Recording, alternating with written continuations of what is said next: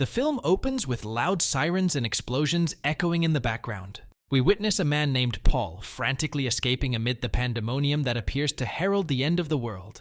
Apparently, some dangerous creatures have taken over the world, and they are attacking every human they encounter. After making his getaway, we see Paul holding his infant twin sons, Joseph and Thomas, in a remote location away from the city. He has managed to survive this, and tells his kids that he will keep them safe as well, and that everything will be all right. 15 years pass by, as Paul and his kids now live in an isolated farmhouse. Thomas has gone out to another farm, and Paul is extremely worried for him because it is getting very late. Thomas comes home, and Paul gets mad at him because of the lurking creatures in the world outside.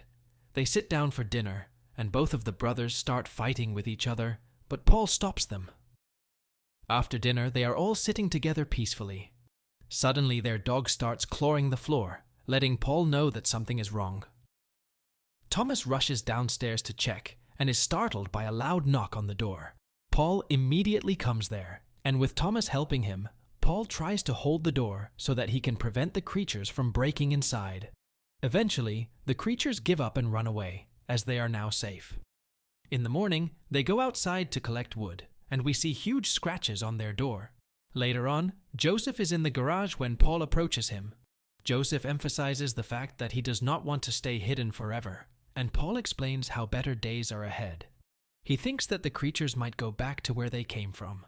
This is because the creatures came out of the ground when humans caused too much pollution, and now that the earth is getting cleaner, they might just go back. He also learns that Joseph, among other things, has been working on a car. Joseph believes that having a car would make all of their work significantly easier.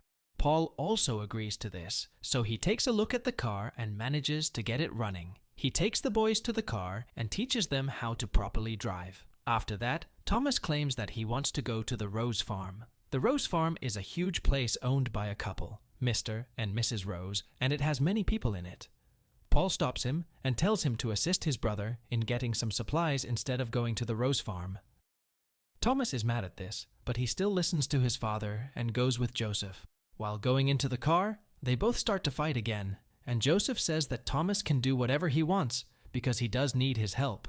Because of this, Thomas leaves while telling Joseph that he is going to the Rose Farm and that he should pick him up in the car before sunset.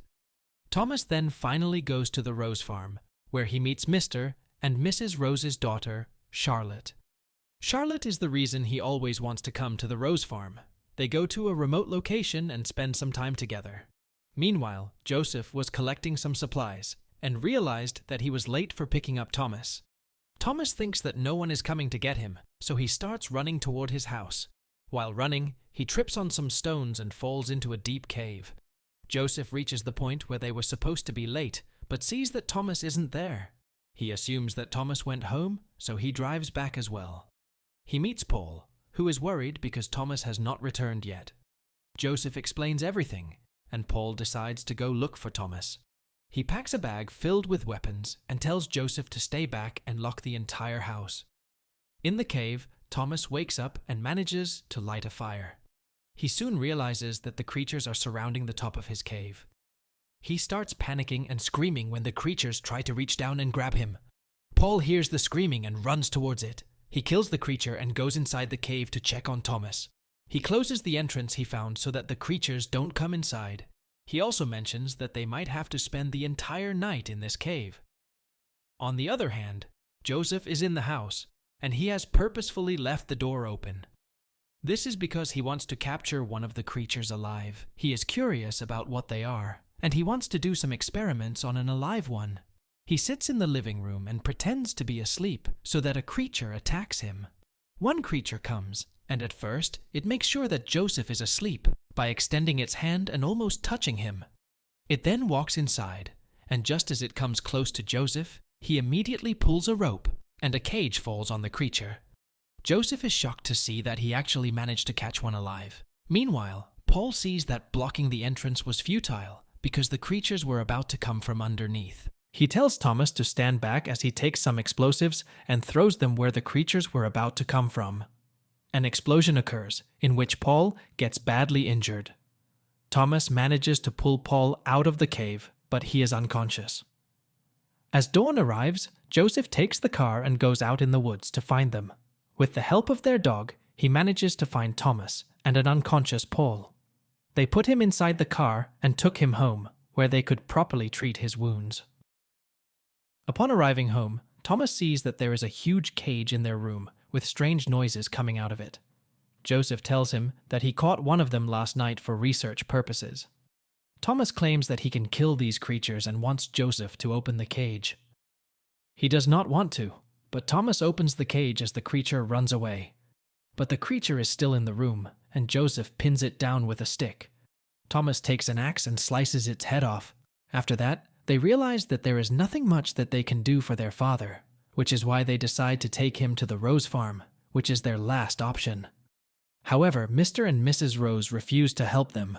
They claim that they can only manage to keep Thomas with them so that Joseph can save some supplies for their father.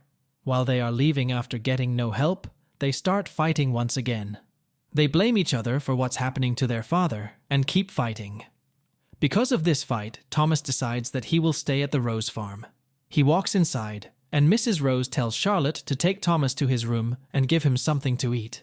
When he goes inside, he sees that they have a nice place with better quality food. After eating the food, he starts talking to Charlotte, and they both share their first kiss. While they are kissing, her dad walks in and clearly sees that they are kissing. She tries to make excuses, but he tells her to get out of Thomas's room immediately. After that, Joseph is taking Paul back when he sees that many animals are panicking. This indicates that something bad is about to happen. Meanwhile, Charlotte sees that Thomas is gathering some things from the kitchen. He explains that he is about to leave because of his father's condition and asks if she can sneak him some medicine. She agrees and gives him some medicine and a hug before he leaves. While he is leaving the farm, a man holds him at gunpoint. Thomas decides to leave the medicine, but the man does not let him leave, even without the medicine. He gathers other people, and they tie him to a chair. Before the man can shoot him, a huge hole opens in the ground, and he falls in there. Another man sees what just happened, and a creature attacks him as well. This means that a large number of creatures are coming from the ground. Mr. and Mrs. Rose wake up because of the noise, but a creature attacks them in their room. Mr. Rose tries to fight it as Mrs. Rose runs away to find and save Charlotte. Before she can reach her room, though, the creature catches up and ends her life as well. Charlotte is in her room when she hears this noise and comes out. She sees a creature and knows that many more will come. Subsequently, Thomas is still tied up, and all of the people are getting attacked by the creatures. He manages to break free, and just when a creature is about to attack him, he is shot down by Charlotte, who has a shotgun. She tells him that they need to leave and go back to his farm to treat his father. They reach back to their home, where they explain everything to Joseph, who has been expecting this since he saw the panicking animals. Paul finally wakes up, and they give him the medicine that Thomas brought. They tell Paul that the creatures are coming from the ground, and they are everywhere.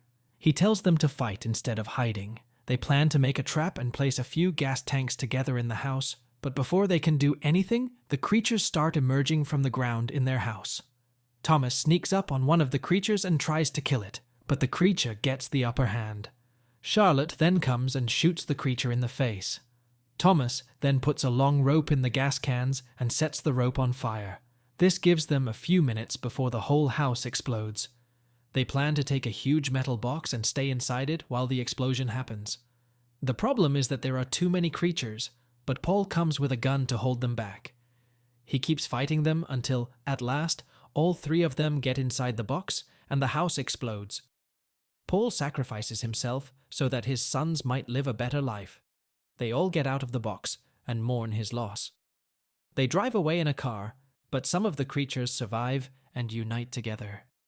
They chase their car until Charlotte shoots them and finally ends it all. In the morning, all three of them form graves and mourn the loss of their parents. Joseph claims that there was another farm nearby with some survivors and suggests that they should head there to check on them. Before they leave, he tells Thomas that he likes Charlotte and is happy that Thomas is with them.